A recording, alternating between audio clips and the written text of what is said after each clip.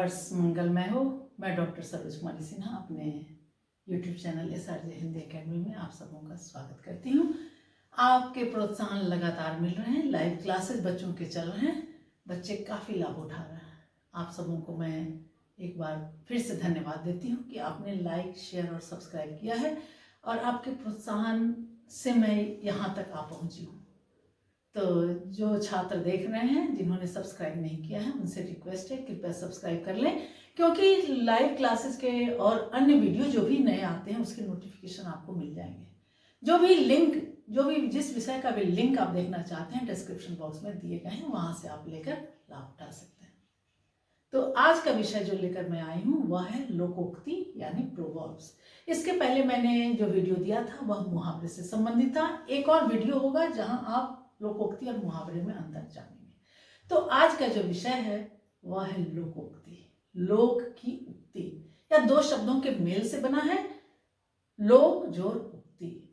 और इसका शाब्दिक अर्थ क्या है कि लोक में प्रचलित उक्ति या कथन या बात, जो भी आप कह लें। तो जो समाज में लोक में प्रचलित उक्ति होगी वही लोकोक्ति कहलाएगी। तो लोकोक्ति और मुहावरे दोनों दो चीज हैं। मुहावरे वाक्यांश होते हैं, लेकिन लोकोक्ति जो है यह एक पूर्ण वाक्य होता है। तो लोकोक्ति शब्द का अर्थ आपने जाना कि लोक में प्रचलित वह कथन अथवा उक्ति जो व्यापक लोक अनुभव पर आधारित हो, लोकोक्ति कहलाती है। अतएव लोकोक्ति में लौकिक सामाजिक जीवन का सत्य विद्यमान रहता है और वह गागर में सागर भरने का काम करता है। यह लोकोक्ति जो है जीवन के सत्य को उजागर करता है और उसको शब्दों में पिरो देता है, जो कि हम लोक भाषा में उसका प्रयोग करते हैं। तो यह परंपरा से चली आ रही है, हम उसमें कोई परिवर्तन नहीं करते हैं। जो बात नानी दादी या आपके पूर्वज मुहावरे और लोकोक्तियों का प्रयोग करते थे वो आज भी किए जा रहे हैं। तो इसीलिए इसे समाज में प्रचलित उक्ति ही कहा गया है। इसका शाब्दिक अर्थ ही है समाज में प्रचलित उक्ति। तो लोकोक्ति अथवा कहावत जब हम प्रयोग करते हैं तो हमारी भाषा जो है वह पूर्ण रूप से स्पष्ट, सुंदर, प्रभाव उत्पादक हो जाती है। तो जो भी लेखन शैली का कार्य आप करते हैं वहां आप इसका अवश्य प्रयोग करेंगे, क्योंकि सौंदर्यपूर्ण, स्पष्ट तथा प्रभावशाली तभी होगी जब आप विषय से संबंधित लोकोक्तियों का या मुहावरे का प्रयोग करेंगे।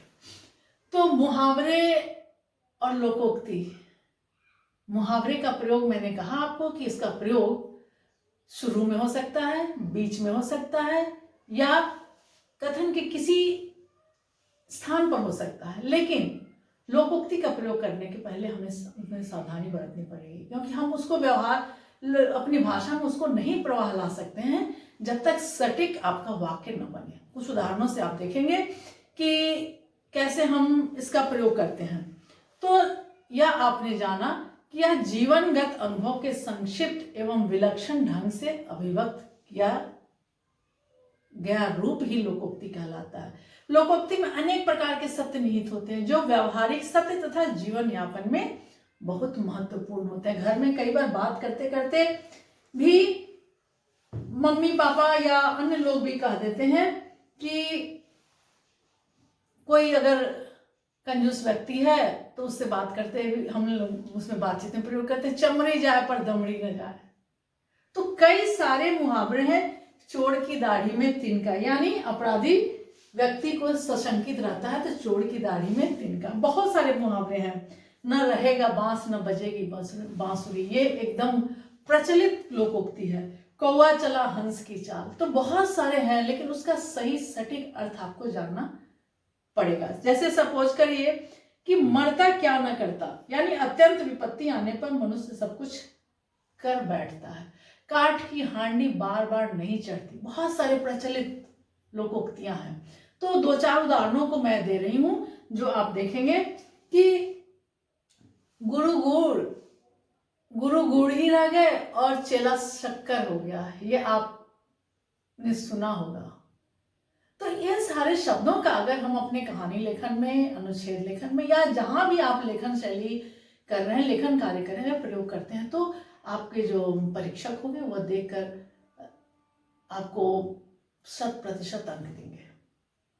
ठीक है, क्योंकि यह व्यवहारिक सत्य है। खोदा पहाड़ निकली चूहिया, मान लीजिए मैं एक उदाहरण देती हूँ लोकोक्ति का, देखिए, खोदा पहाड़ और निकली चूहिया।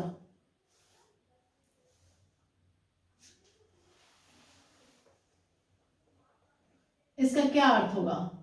खोदा पहाड़ और निकली चूहिया, यानी बहुत हम परिश्रम किए और फल कुछ नहीं मिला। उसकी जगह पर अगर हम इसका इस्तेमाल कर देते हैं तो आपकी जो लेखन शैली हो काफी प्रभावशाली हो जाएगी। अर्थ क्या होगा? अधिक परिश्रम करने पर फल कम। इसका यह अर्थ हुआ, यह अर्थ है इस मुहावरे का, यह अर्थ है। अब जब मैं इसका वाक्य में प्रयोग करूंगी तो वाक्य में प्रयोग करते समय 10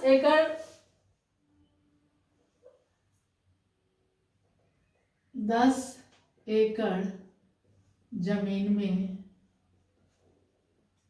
गेहूं बोया, यह 2-3 वाक्य में भी हो सकता है। आपका ये वाक्य फॉर्मेशन में आप छोटे छोटे वाक्य बना करके भी इसमें निकाल सकते हैं। फसल काटी तो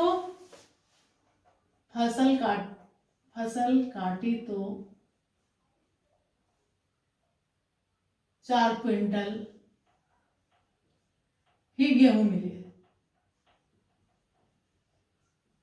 4 क्विंटल ही गेहूं मिले, या तो वही हुआ, 4 ही गेहूं निकला, यह तो वही हुआ,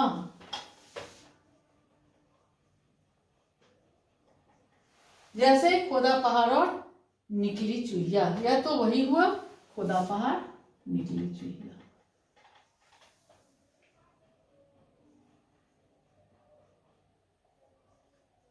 अब ये जो है आपका, ये आप अचानक से इस तरह से वाक्य नहीं बना सकते हैं कि एक खोदा पहाड़ निकली चूहिया और 1 एकड़ जमीन में गेहूं बोया, या 10 क्विंटल अनाज लाने गया तो देखा मैंने खोदा पहाड़ और निकली चूहिया। इतना मेहनत करके मैंने 10 क्विंटल अनाज उपजाया, देखा कि खोदा पहाड़ और, ऐसे नहीं बनाए। उसको वाक्य को तोड़ तोड़ के छोटे वाक्य 2-3 वाक्यों में बना के और अपनी जो लोकोक्ति है उसका वहां प्रयोग करेंगे। एक और देखिए कि आ बैल मुझे मार, दूसरा उदाहरण देखिए, आ बैल मुझे मार,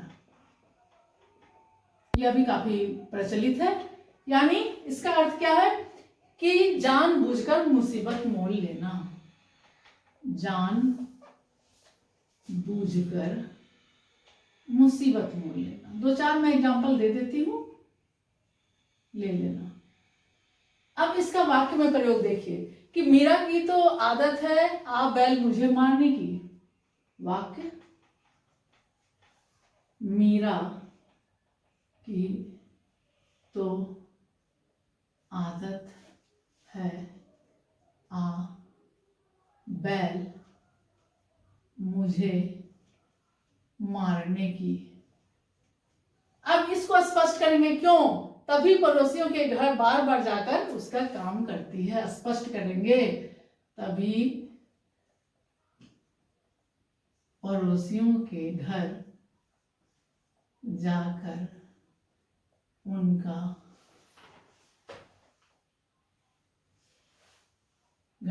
उनका काम करती रहती है।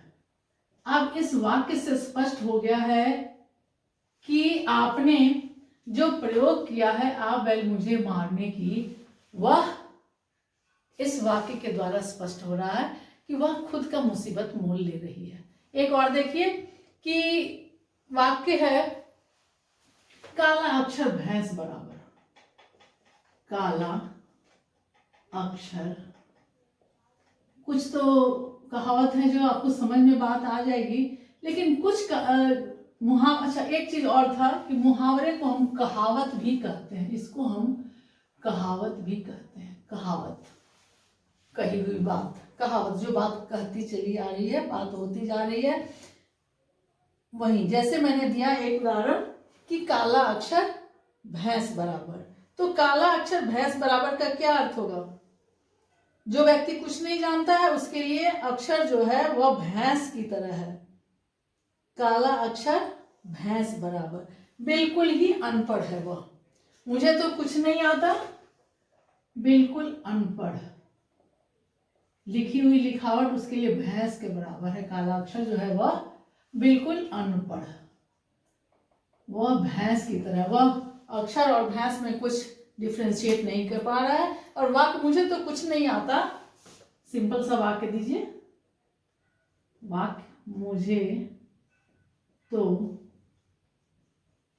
या उसे तो कुछ भी नहीं आता, उसके लिए तो काला अक्षर भैंस बराबर है।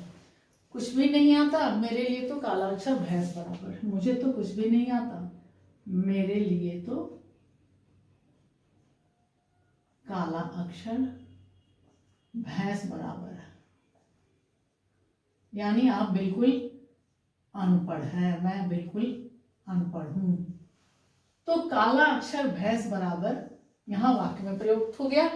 दूसरा देते हैं, जिस पत्तल में खाना और उसी में छेद करना। ये भी एक बहुत ही प्रचलित मुहावरा, ये लोकोक्ति है। जिस पत्तल यानी प्लेट, पत्तल में खाना उसी में छेद करना। बड़ा ही मजेदार होता है यह लोकोक्ति। ये कोई जरूरी नहीं है कि पढ़े लिखे लोग ही इसका प्रयोग करें, ये अनपढ़ व्यक्ति भी इसका प्रयोग बहुत ही अच्छे से करते हैं। जाके पैर न फटे बेवाई, सो क्या जाने पीर पड़ाई। यानी अपने आश्रयदाता को हानि पहुंचाना। जो तुमको, जो मुझे, मेरा केयरटेकर है, जो मेरे भविष्य की चिंता करता है, मेरी चिंता करता है, उसी को हम धोखा दे रहे हैं। यानी अपने आश्रयदाता, आश्रयदाता यानी जो हमको आश्रय दे रहा है को हानि पहुंचाना।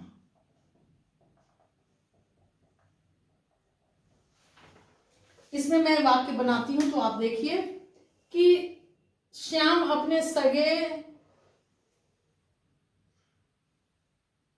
बाप का भी हितैषी है।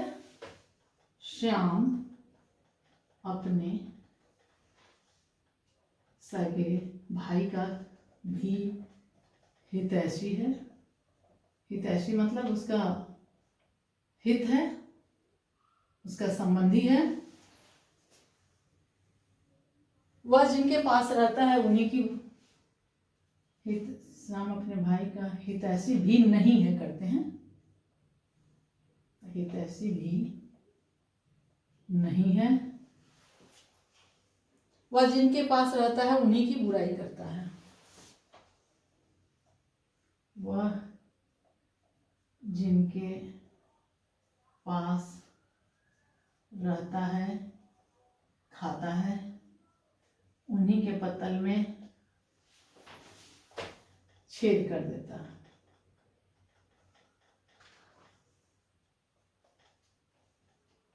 तो यहां पर स्पष्ट है वाक्य से कि आपने डूबते को तिनके का सहारा, जो गरजते हैं वे बरसते नहीं, तू डाल डाल में पात पात, धोबी का कुत्ता न घर का गाठ का, चौबे गए छब्बे बने दुबे बनकर आए। ये सारे जो लोकोक्तियां हैं काफी प्रचलित है।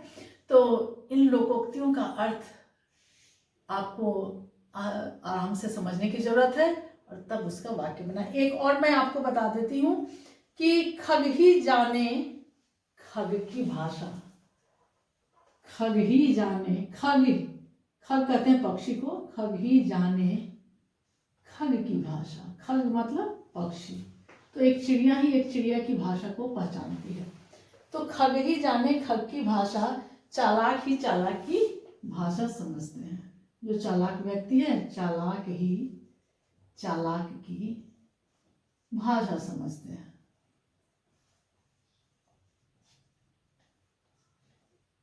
यहाँ हम शब्दों के अर्थ पर नहीं जाएंगे कि जो उसका अर्थ है उसी उससे हम इमेजिन करेंगे कि यह बात क्या कही जा रही है। अब इसको मैं वाक्य में प्रयोग कर सकती हूँ कि खेल खेलते समय खिलाड़ी कभी अंगूठा देखते हैं, कभी पत्ता फटकारते हैं, कभी सिर पर हाथ फिराते हैं। मुझे तो इनके इशारे समझ नहीं आते हैं, कि वह व्यक्ति क्या कर रहा है, यानी खग ही जाने खग की भाषा। चोर चोर मौसेरे भाई, ये सारे की सारी लोकोक्तियां हैं। तू डार डार मैं पात पात, न रहेगा बांस न बजेगी बांसुरी, यानी न कारण रहेगा न कार्य होगा। पराधीन सपने ही सुख नहीं, ईश्वर की माया कहीं धूप कहीं चाय, यानी परमात्मा की लीला जो है वह अपरंपार है। तो इस तरह से आपने देखा कई सारी लोकोक्तियां हैं। परीक्षा में जब भी आए तो ध्यान से उस पर गौर कीजिए, और अगर वाक्य बनाने के लिए पूछता है तो आप वाक्य बनाते समय आपके जो कथन है, आपने जो वाक्य बनाया है, क्या उसमें मैच कर रहा है कि नहीं, इस बात पर ध्यान दें। बस आज के लिए इतना ही, अगले वीडियो का इंतजार करिए। धन्यवाद।